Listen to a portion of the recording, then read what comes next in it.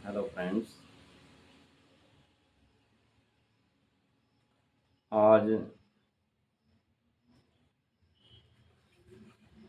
हम आपके लिए जो मेडिसिन लेकर आए हैं, आपको जो मेडिसिन बताने वाले हैं, ये उनके लिए है जिनकी पाचन शक्ति बहुत ज़्यादा कमज़ोर होती है, बहुत धीमी होती है। पेट में खाना पचता नहीं है, पेट में ही खाना पड़ा पड़ा सड़ने लगता है। उनके लिए बहुत ही उत्तम मेडिसिन है। खाना खाने के थोड़ी देर बाद ही पेट में तकलीफ बढ़ जाती है, पेट में बहुत ज़्यादा गैस बनने लगती है और गैस बनने के बाद पेट फूलना शुरू हो जाता है। साधारण भोजन भी जिन्हें नहीं पचता, उनके लिए बहुत ही उत्तम मेडिसिन है।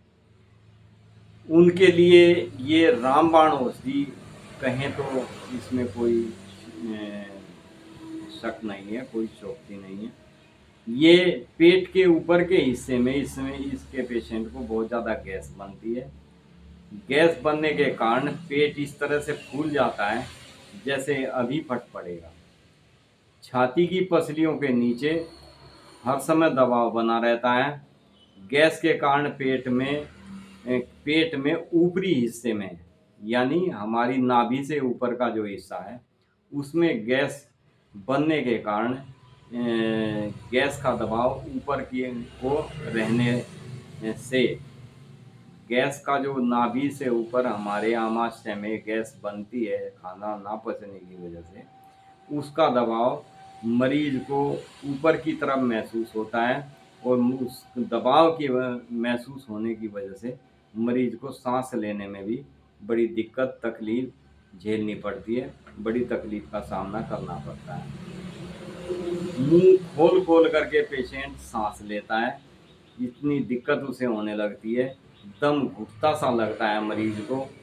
बंद कमरे में यदि मरीज है तो वो सब खिड़की दरवाजे खोलने के लिए कहेगा, तब जाके उसको सांस लेने में थोड़ी राहत महसूस होती है।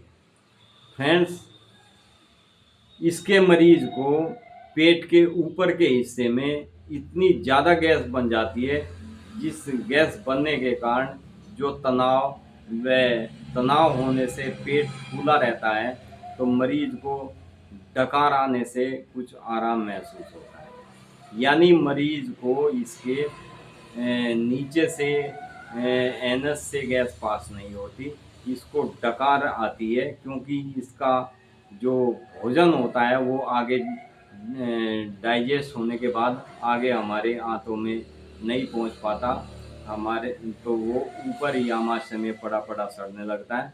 और जब वो भोजन सड़ने लगता है तो उसकी डकारें, सड़ी हुई डकारें आती है। यदि इस पेशेंट के पास कोई बैठा हो और जब ये डकारें लेता है तो उसे भी स्मेल महसूस होती है, इतनी इसके पेट में गैस बन जाती है। इसके मरीज को भोजन न पचने के कारण ही सड़ी डकारें आती है। वे जल्दी जल्दी इसको लूज मोशन हो जाते हैं। इसको खाना हजम ना होने की वजह से जो लूज मोशन होते हैं उसमें भी अपच भोजन के दस्त होते हैं, यानी मल में भी इसको अपचा भोजन निकलता है। तो उसके लिए बहुत बेस्ट मेडिसिन है कार्बोवेल।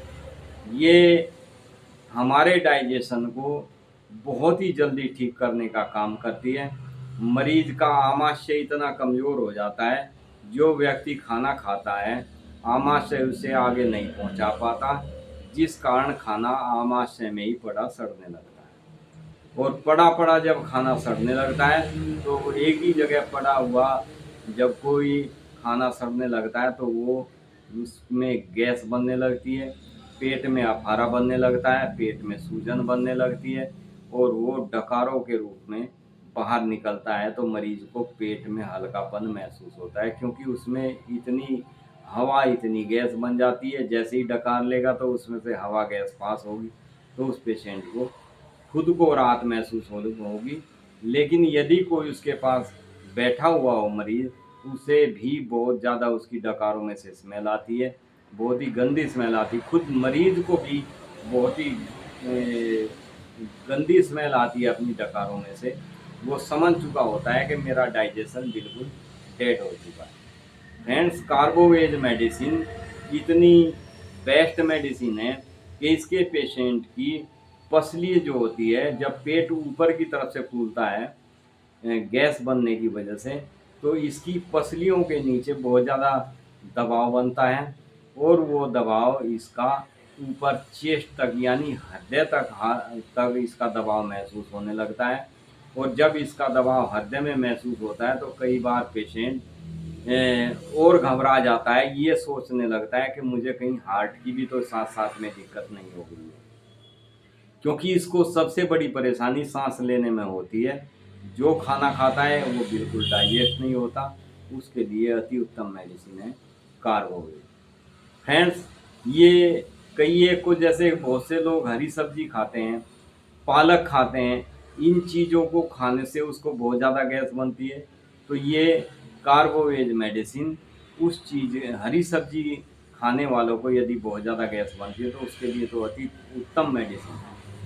फ्रेंड्स, कार्बोवेज के पेशेंट की एक और विशेषता होती है कि इसके पेशेंट जो जैसे हम खाना अपनी अग्नि के ऊपर गैस के चूल्हे पर या किसी भी तरीके से खाना कोई चूल्हे पे खाना पकाता है, कोई ओवन में खाना बनाता है, कोई गैस पे खाना बनाता है। तो फ्रेंड्स, जो खाना हम जैसे अग्नि के ऊपर पकाते हैं तो वही खाना जब हम खाते हैं तो हमारे अंदर भी अग्नाशय होता है जो खाने को पचाने का कार्य करता है। कई बार हम अपनी कुछ नासमझी कुछ गलतियों की वजह से अपनी बीमारी को खुद अपने शरीर के ऊपर हावी कर देते हैं। वो कारण है कि बहुत से लोग जल्दी जल्दी में तो खाना खाते हैं और यदि मुंह में एक कोर भी दिया तो 2-4 बार मुंह चलाएंगे और खाने को अच्छी तरह से नहीं चबाएंगे, उसको ऐसे ही टिंगल जाते हैं। फिर वो मोटा मोटा खाना जो सही ढंग से चबाया हुआ नहीं होता, वो पेट में एक ही जगह, क्योंकि आगे सप्लाई नहीं हो पाता। खाना जब हमारा आमाशय से होके आपके ड्यूडिनम से होके आगे पास होता है, तो ड्यूडिनम का रास्ता बहुत ही बारीक रास्ता होता है। ड्यूडिनम में से आंतों में जाने का जो हमारा पार्ट्स है ड्यूडिनम, वो जो आगे भोजन को हमारे खाए हुए भोजन को आगे सप्लाई करता है, उसका बहुत कम जगह होती है और वहाँ से खाना सिर्फ वही जाता है जो हमने अच्छी तरह से चबाया हुआ होता है, जो अच्छी तरह से हमें आमाशय में भोजन पच चुका होता है, वो खाना हमारा आगे ड्यूडिनम के रास्ते होकर सप्लाई होता है। तो फ्रेंड्स, हमें जो हम खाना खाते हैं, एक तो हमें उस खाने को बहुत ही ज़्यादा चबा के खाना चाहिए। ये मैं आपको थोड़ी सावधानी बताता हूँ इसकी। जिनका डाइजेशन बहुत ज़्यादा कमज़ोर हो, उन्हें खाना बहुत ही ज़्यादा महीन करके बहुत चबा चबा के खाना चाहिए। बहुत छोटे छोटे कोर खाएं और खूब अच्छी तरह से चबा के उसको भोजन को खाना चाहिए। और भोजन के साथ कभी भी आपको ठंडा चिल्ड वाटर नहीं लेना चाहिए, क्योंकि भोजन जो हम खाते हैं हमारे अग्नाशय का काम भी, हम जो जल्दबाजी में कई बार खाना खाते हैं, जो थोड़ा जल्दबाजी में खाना खाते हैं, वो कई बार पूरी तरह से हम नहीं चबा पाते, तो उसको आगे का कार्य हमारा अग्नाशय करता है। लेकिन यदि हमने उस भोजन के ऊपर ठंडा पानी, बहुत ज़्यादा ठंडा पानी या कुछ भी ठंडी चीज़ खा लेते हैं, तो वो हमारा अग्नाशय ठंडा हो जाता है, जो हमारे भोजन को नहीं पचने देता, क्योंकि पचाने का काम हमारे अग्नाशय का होता है। और जब वो अग्नाशय ही ठंडा हो जाएगा हमारा, मैं एक साधारण भाषा में आपको समझाने की कोशिश कर रहा हूँ, ये हालांकि मेडिकल भाषा नहीं है, लेकिन मैं आपको सिर्फ समझाने के लिए ये चीज़ें कह रहा हूँ कि हमारा अग्नाशय यदि ठंडा हो जाता है तो वो भोजन को नहीं पचा पाएगा। जैसे आपने अग्नि के ऊपर गैस को बंद कर दिया और उसके ऊपर आप चाहे कई दिन तक भोजन को रखे रखे, गैस पतीला कुछ भी रखे रखे, जब अग्नि ही बंद होगी तो खाना बनेगा नहीं, पचेगा नहीं। इसी तरह से जब हमारा अग्नाशय ठंडा हो जाता है तो हमारे भोजन को सही ढंग से नहीं पचा पाता, और जब खाना नहीं पचेगा तो खाना वहीं पे पड़ा पड़ा सड़ने लगता है, क्योंकि जब तक नहीं पचेगा वो आगे हमारा भोजन सप्लाई नहीं होगा हमारी बॉडी में। तो जब वो भोजन वहीं पड़ा हुआ सड़ने लगता है तो उसमें से डकारें आने लगती है, गैस बनने लगती है, पेट में अफारा आने लगता है, पेट फूलने लगता है। उसके लिए ये होम्योपैथिक मेडिसिन बहुत ही सुंदर मेडिसिन है। इस मेडिसिन को होम्योपैथिक में मृत संजीवनी के नाम से भी जाना जाता है। इसके पेशेंट के गर्मी या सर्दी किसी भी मौसम में अक्सर पाँव के पंजे बहुत ज़्यादा ठंडे रहते हैं। पैर ठंडे रहने के कारण इसके पेशेंट को बहुत ज़्यादा दिक्कत होती है। पैर ऐसे लगते हैं इसको जैसे मेरे पैर बिल्कुल बर्फ़ बन गए हो, बर्फ़ की तरह ठंडे हो जाते हैं। यदि आप छू के भी देखो तो इसके बिल्कुल बर्फ़ की तरह पैर पेशेंट के ठंडे महसूस होते हैं। यानी जिस समय आदमी की पोजीशन खराब होती है, बीमार हो जाता है, बहुत ज़्यादा डाइजेशन सही ढंग से नहीं होता, तो उसकी हालत दिन प्रतिदिन जब बिगड़नी शुरू हो जाती है तो उसके हाथ पैर भी ठंडे होने लगते हैं। यानी एक तरह से पेशेंट इतना वीक हो जाता है, जर जर्जर हो जाता है, बिल्कुल बहुत ही सूखा लकड़ी जैसा पेशेंट की हालत हो जाती है। उसकी हड्डियाँ दिखाई देने लगती है, मसल्स बिल्कुल नहीं रहते। इसके पेशेंट बहुत ज़्यादा कमज़ोर होता चला जाता है दिन प्रतिदिन। तो आप कार्बोवेज मेडिसिन ऐसे पेशेंट को लें तो आप देखेंगे कि हफ्ता 2 हफ्ते के अंदर ही पेशेंट में सुधार होना शुरू हो जाता है। उसका खाना पचने लगता है, जो भी खाना खाता है उसको डाइजेस्ट होने लगता है। फ्रेंड्स, होम्योपैथिक में जितनी भी डाइजेशन संबंधी मेडिसिन आती है या गैस से संबंधित जिनको गैस्ट्राइटिस की मेडिसिन देते हैं, उसमें भी कार्बोवेज प्रमुख मेडिसिन के रूप में मिक्स होती है। यानी कोई भी पेट से संबंधित होम्योपैथिक में यदि आपको सिरप भी देते हैं तो उसमें आप नोट करना, आप देखना, यदि आपको किसी डॉक्टर ने दिया होगा कोई भी लीवर टॉनिक या आपका डाइजेशन से संबंधित कोई सिरप दिया होगा तो उसमें कार्बोवेज मेडिसिन प्रमुख रूप से मिक्स होती है।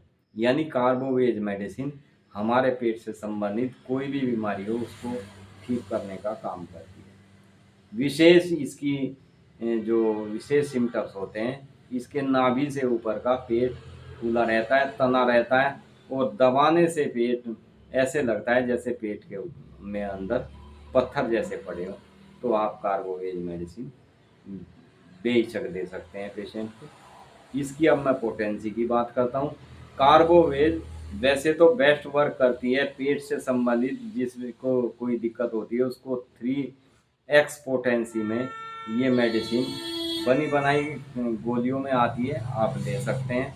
2-2 गोली दिन में 3-4 बार आप लें तो बहुत ही जल्दी आपको इसके रिजल्ट देखने को मिलेंगे। यदि किसी कारण से आपको कार्बोवेज 3x नहीं मिलती तो आप 30 पोटेंसी में लें। 30 पोटेंसी से ऊपर की मेडिसिन आप पेट से संबंधित ना लें, क्योंकि इससे ऊपर की मेडिसिन पेट से संबंधित नहीं होती। इससे ऊपर की जो मेडिसिन पोटेंसी दी जाती है 200 potency, 1m potency, cm potency, ये पोटेंसियाँ हमारे भोजन डाइजेस्ट ना होने की वजह से आई हुई कमजोरी को दूर तो कर सकती है, बशर्ते आपका खाना डाइजेस्ट नहीं करेगी। डाइजेस्ट खाना आपको डाइजेस्ट यदि करना है, डाइजेशन में आपके कोई दिक्कत है तो आप 3x पोटेंसी या 30 पोटेंसी में इस मेडिसिन को लें। बहुत ही सुंदर मेडिसिन है। होम्योपैथिक में इसको मृत संजीवनी के नाम से जाना जाता है। इतनी सुंदर मेडिसिन कार्बोवेज होम्योपैथिक की ये मेडिसिन है। तो फ्रेंड्स, इसके मैंने आपको कुछ सिम्टम्स बताए हैं। पेट से संबंधित जो भी दिक्कत तकलीफ हो, जिनको पेट के ऊपर के हिस्से में बहुत ज़्यादा गैस बनने की वजह से हार्ट तक में परेशानी महसूस हो, जबकि उसको हार्ट की कोई परेशानी नहीं होती, वो पेट में जो गैस बनती है उसका दबाव हमारी हार्ट की तरफ रहता है, हमारी चेस्ट की तरफ रहता है, जिसकी वजह से पेशेंट को ऐसा महसूस होता है कि मुझे कहीं हार्ट की तो परेशानी नहीं है। तो थैंक यू फ्रेंड्स। यदि वीडियो अच्छी लगे तो आप लाइक शेयर सब्सक्राइब करें और कमेंट में ज़रूर हमें आप बताया करें, जो भी आपको दिक्कत परेशानी हो तो कमेंट करके बताएं। Thank you friends, be happy and be healthy.